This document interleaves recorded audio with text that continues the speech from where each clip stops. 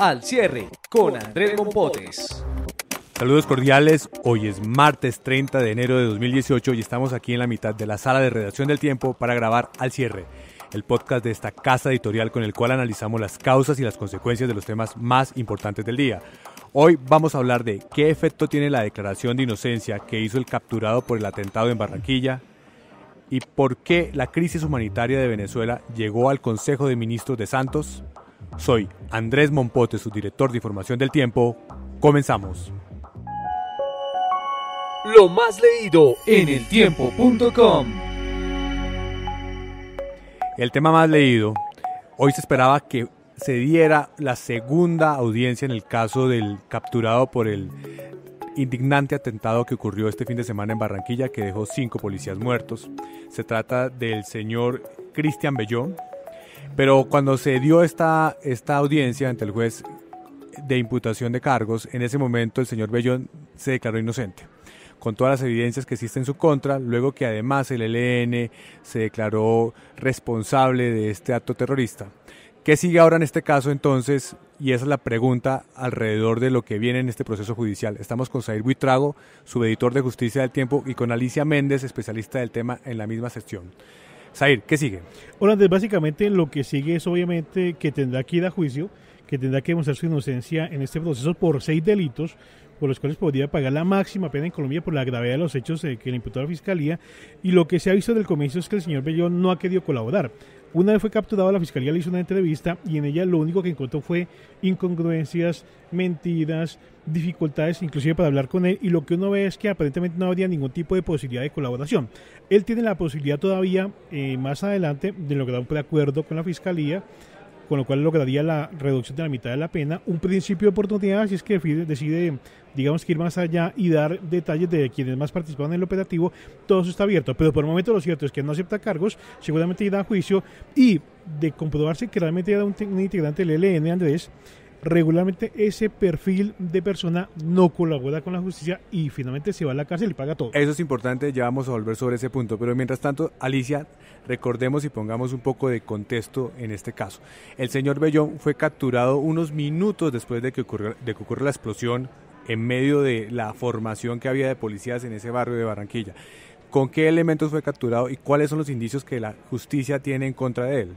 Bueno, a él en el momento de su captura se le incauta un celular con el que supuestamente pudo haber activado la carga explosiva y 2, alguna documentación como planos, una especie de planos del lugar por donde eran las rutas de salida, las rutas de acceso al lugar. Y aquí en Bogotá se hace un allanamiento en su residencia donde la Fiscalía acopia algún material que está dentro del proceso que no han dado a conocer y que tiene que ver con vigilancias y seguimientos que se habían hecho a otras estaciones de policía, no solamente en Barranquilla, sino en otras zonas del territorio nacional. Al lugar anoche llegó el general Jorge Luis Vargas, que es el director de la DIJÍN, quien está liderando en este momento la investigación. Sorprendió entregando información que tenía que ver con unos videos de seguimiento que ya se habían hecho en Barranquilla, que involucraban directamente a una segunda persona que está plenamente identificada como ¿Quién Jefferson es esa persona? Torres Mina. ¿Y es alguien que también viajó desde Bogotá o que estaba en otra zona del país, o es una persona que vivía en Barranquilla? En este momento se está verificando esta situación, pero aparentemente también viajó desde Bogotá. Se hizo un seguimiento a los videos, a las cámaras de seguridad, y se le ubicó en el terminal de transporte de Barranquilla abordando un bus hacia la ciudad de Bucaramanga. En Bucaramanga se hizo también otro trabajo de seguimiento de cámaras de inteligencia y lo ubican abordando un bus hacia la ciudad de Cúcuta, donde desde esta mañana se está desplegando un gran operativo para evitar que salga a la ciudad o que cruce la frontera hacia el vecino país. Eso también es importante. Detengámonos en ese punto antes de devolvernos sobre lo que dijo inicialmente Zair, que es si sería del ELN, cuál es la conducta tradicional que han tenido los capturados de esta agrupación guerrillera. Pero el tema de la frontera, ¿por qué aparece tanto la frontera, Zair, aquí? También se dijo inicialmente que el primer autor, el primer capturado, podría haber ingresado de Venezuela. ¿Qué tipo de riesgos abre esta conexión con Venezuela? Pues Andrés, no es un secreto, digamos, que para las autoridades y tampoco para el país, los movimientos que constantemente hacen personas ilegales por la frontera, más aún si se tiene en cuenta que parte de la fortaleza del ELN militar está en la zona de Arauca, y parte de la fortaleza que tiene es que se pueden pasar al vecino país, delinquen acá, se pasan para allá, mientras que la policía, digamos, que hace los operativos y luego se regresan a Colombia. Esto plantea, por supuesto, una nueva alternativa, y es buscar la colaboración de las autoridades venezolanas, en las cuales, digamos, que no ha sido la mejor. No es la primera vez que se habla de la presencia de la guerrilla en Venezuela, no solamente del ELN, de las FARC, digamos, que en el pasado de se hecho, conoció. estamos viviendo un escenario parecido al que tuvimos en la conversación de paz con las FARC, en las que las FARC tenían como retaguardia de Venezuela, según dijeron en muchas ocasiones los organismos de inteligencia colombianos, y en este caso vemos una relación que podría tener también consecuencias en términos de la relación Colombia-Venezuela, si es que se llegara a comprobar que estas personas con algún tipo de facilidad planearon todo desde Venezuela o se movieron con facilidades de Venezuela. De hecho, el grupo que se publicó hoy en el diario El Tiempo, Llamarada, que fue supuestamente desmantelado en el año 2015, la autoridad de Colombia cree que la mayoría de ellos ya no están en Colombia, sino que están en otro país muy cercano a Colombia. Y digamos que el temor de las autoridades, por supuesto, es generar algún tipo de roce diplomático, si se quiere, y tal vez han dejado de manos de la Cancillería, del gobierno colombiano, ese tipo de manejos, pero lo cierto es que para las autoridades colombianas es claro que Venezuela sigue siendo la retaguardia de estos actores, y eso lo demuestra la actitud de este señor Torres Mina, quien básicamente intentó irse hacia Cúcuta y seguramente intentar pasar la frontera en donde ya no hay nada que hacer. Alicia, en términos de la respuesta militar frente a lo que se supone un desafío más alto del ELN, ¿qué sabemos? Bueno, la orden del presidente fue arreciar operaciones militares contra la guerrilla. Estamos manejando la información en este momento de un gran golpe que se habría originado esta mañana en el departamento de Chocó, exactamente contra el Frente Che Guevara, que pertenece al bloque de guerra occidental de esta guerrilla. Habría una cifra indeterminada de bajas. En este momento ya hay presencia del ejército, es una zona selvática, es una zona boscosa de difícil acceso, por eso la información está en este momento muy centrada a lo que está en el lugar. Ni siquiera se tiene en este momento ya una reunión específica de toda esta información por parte de los altos mandos, pero lo que se sabe es que fue un golpe contundente porque ubicaron el campamento madre de este frente. Este frente está dedicado básicamente al secuestro y al cobro del gramaje a los narcotraficantes y a las personas que se dedican a la minería ilegal, y sería un golpe contundente en este momento por parte del gobierno contra la guerrilla. Estaremos entonces pendientes de esa actualización. Alicia Zahir, muchas gracias. La clave de las noticias. Y en el tema clave le hemos pedido a Edulfo Peña, editor de política, que siempre nos acompaña aquí, que esta vez venga a hablar con nosotros no de política electoral, sino de política binacional, porque esta mañana el Consejo de Ministros de Santos tuvo un tema que sorprendió un poco en la agenda, y es la preocupación que hay por la crisis humanitaria que hay en el vecino país de Venezuela, y cómo el ingreso permanente de venezolanos a Cúcuta y otras ciudades del país ya se está volviendo un tema de carácter presidencial. ¿Qué sabemos sobre ese tema, Edulfo Peña? Andrés, sí, el hecho de que el tema haya ingresado como tal al Consejo de Ministros toma una dimensión muy especial. Este tema no entra en ese escenario cada rato o todos los días. ¿Por qué entra al Consejo de Ministros? Porque el tema se sigue agravando para Colombia. En la medida en que la situación en Venezuela es cada día más crítica, menos alimentos, más violencia, más limitación de libertades, una situación económica insostenible, no hay medicina ni alimentos, pues los venezolanos, el camino más cerca que tienen o más claro que tienen es el de Colombia. Entonces, Colombia va a seguir enfrentando un agravamiento de la situación de migrantes procedentes de Venezuela, con un impacto en muchos frentes, Andrés. Entonces, el hecho de que haya entrado al Consejo de Ministros es que... El primero de esos impactos es en la salud, ¿no? El sistema colombiano de salud social ya está muy presionado por la cantidad de pacientes venezolanos que hay que atender. Eso es grave, pero yo miraría, por ejemplo, 4 o 5 frentes. Uno, el tema de finanzas, porque es un tema que se tienen que habilitar recursos. O sea, la nación tiene que comenzar a mirar recursos de gran dimensión. Hacienda, el ministerio tiene que estar mirando de dónde va a sacar recursos y cómo los canaliza. Claro, voy a salud, porque el drama social en la frontera, viste que hace una semana tuvieron que sacar gente que estaba habitando un parque público en Cúcuta. En Cúcuta, así es. Entonces ahí hay enfermedades, hay niños desnutridos, en fin. También el problema laboral, porque hay una decisión ya del gobierno colombiano que se tomó hace unos meses de proteger las condiciones laborales de los migrantes que llegan de Venezuela.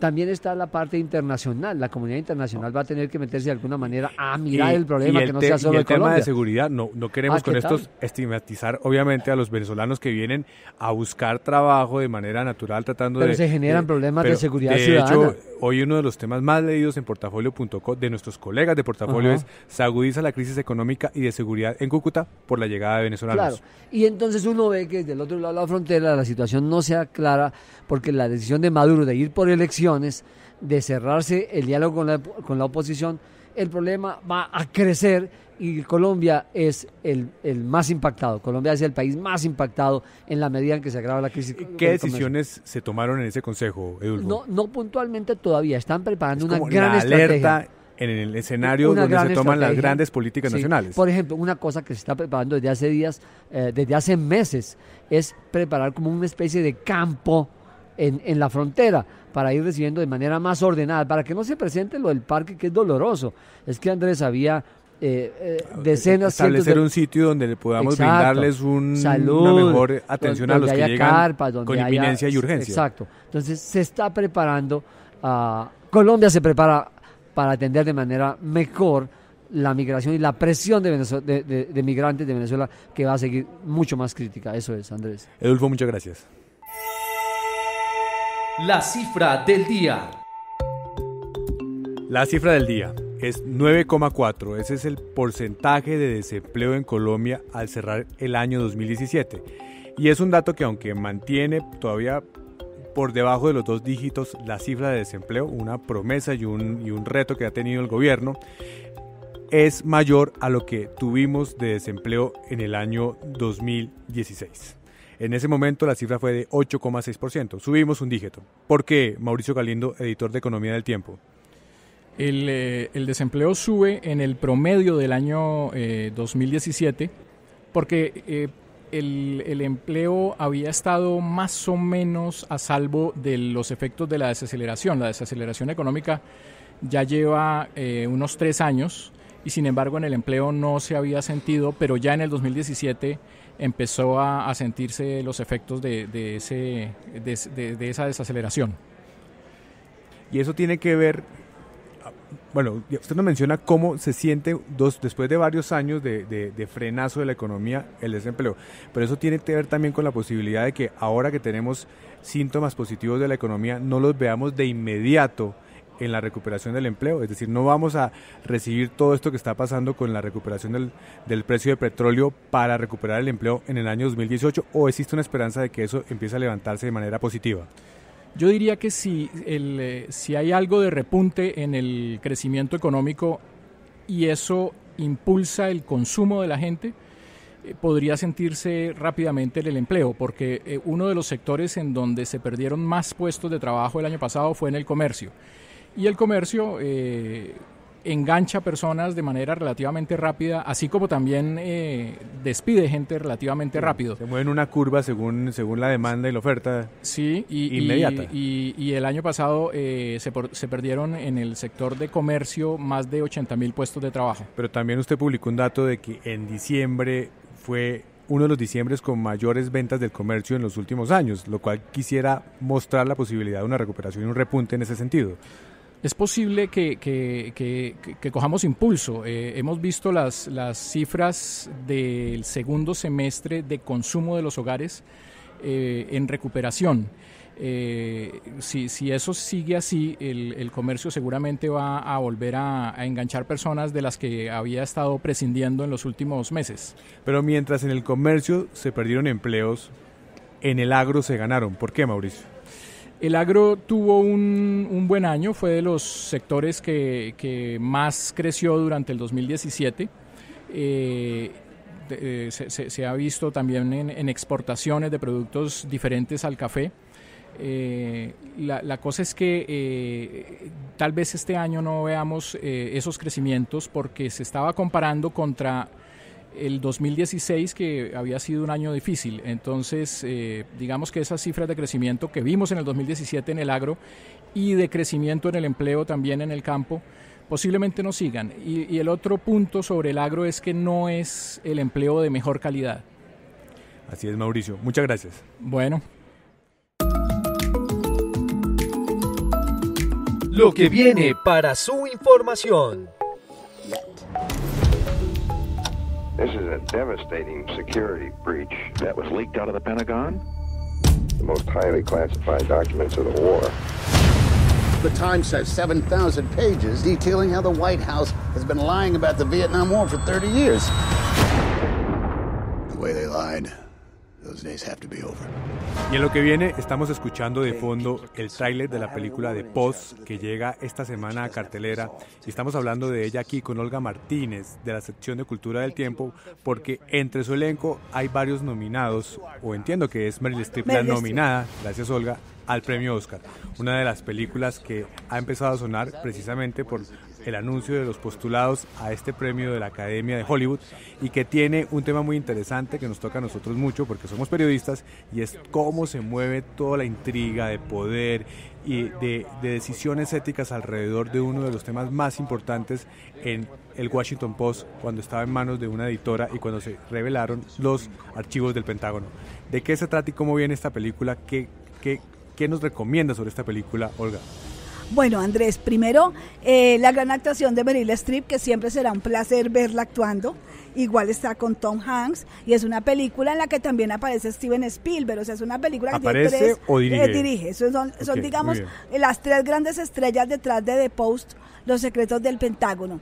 Meryl Streep representa a Katharine Graham. Katharine Graham fue la primera mujer editora del Post.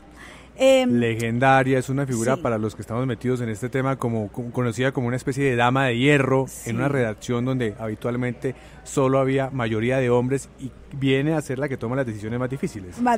Y en este caso decir sí, vamos a contar esos secretos del Pentágono y en un momento dado cuando el Post y The New York Times movían como cada uno sus hilos por aparte sobre este tema, de algún modo una unión y decir no, aquí no nos peleemos por una chiva, aquí contémosle a la gente lo que está pasando. Entonces esta película es muy buena porque tiene muchos aspectos históricos de un momento complicado de Estados Unidos, un Nixon que quería desaparecer a Katharine Graham de la faz de la tierra básicamente, entonces es muy muy importante. Interesante. La 21 nominación de Meryl Streep al Oscar de la Academia. La 21 nominación. Sí, y el jueves primero se estrena en Colombia. Impresionante.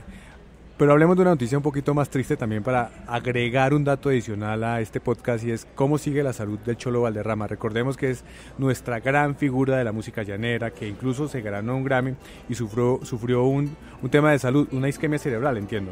Sí, por un tema de presión arterial alta, el Cholo sufrió una isquemia. Está muy estable. Y esperamos que se recupere muy pronto. Tiene algunos problemas de movilidad en el lado derecho y de hablar, pero esperamos está fuera que de peligro. Está bastante estable. Los médicos son muy muy positivos según en los últimos reportes que han llegado. Entonces yo creo que tenemos Cholo para rato. Lo necesitamos allá en su finca, en el Casanare, con sus vacas, hablándoles y cantándoles, que es como su tarea cuando descansa, hablarle y cantarles a sus vacas para que den mejor leche. Él siempre lo ha dicho y lo cuenta con mucho orgullo y lo necesitamos en todos los escenarios porque es que es nuestra gran estrella de la música llanera. Así es, ojalá se recupere pronto. Olga, muchas gracias. Bueno, ok. Y con esta alusión musical a nuestro querido Cholo Valderrama cerramos este episodio de Al Cierre. Los esperamos nuevamente mañana aquí al finalizar la tarde en eltiempo.com. Feliz descanso. Tenía la cola chuputa de la hierga.